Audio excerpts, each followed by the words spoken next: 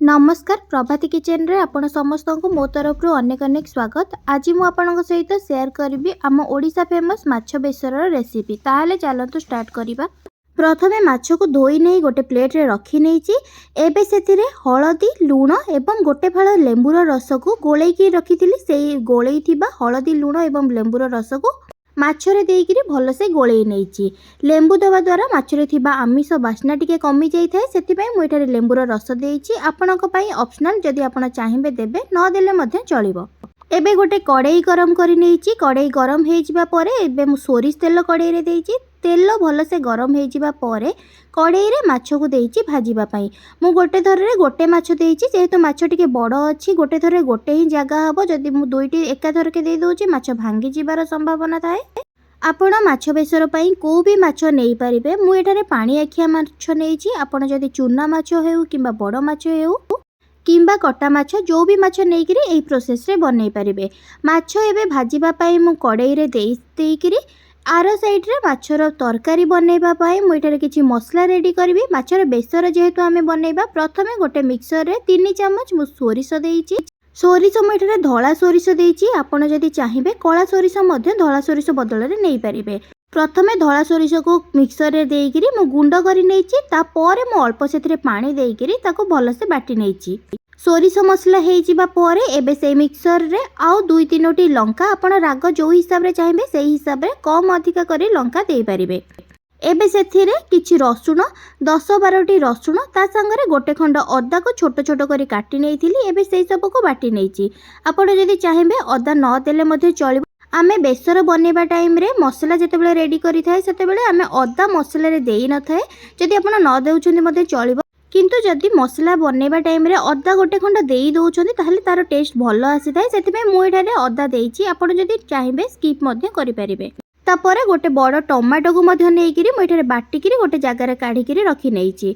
एबे are side रे माछ भजा मध्ये हे गलानी। माछ भजा हे जिबा परे से माछ को गोटे प्लेट रे काढिकिरी रखि नेइची। गोटे माछ भाजी हे जिबा परे सेही कड़ाई रे आउ बळका आउ गोटे माछ को मध्ये कड़ाई रे देई देइची भाजीबा पई। मु एठारे माछ भाजीबा टाइम रे हेउ किंबा माछ तरकारी करबा टाइम रे हेउ एठी मु सोरिष तेल देइची। आपण रिफाइन तेल मध्ये देई परिबे, किंतु जदि आमिष बनेबा टाइम रे आपण सोरिष तेल दउछन्ती ताले तार टेस्ट बेसी भलो आसी थाए।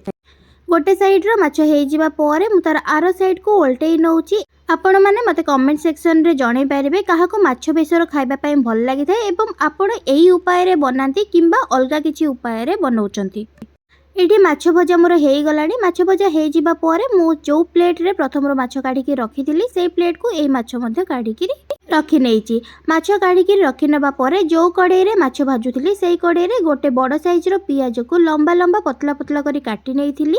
सेई पियाज को किछि समय पर्यंत मु भाजी नेबी। पियाज रो टिके कलर चेंज होबा पर्यंत पियाज को आमे एठारे भाजी नबा। आपण माने वीडियोटी को आरंभ रु शेष पर्यंत देखंतु। जदि वीडियोटी भलो लागिबो ताहले लाइक सहित शेयर करि नेबे। आउ जदि मो चैनल रे नुवा थिबे ताहले सब्सक्राइब करि नेबे।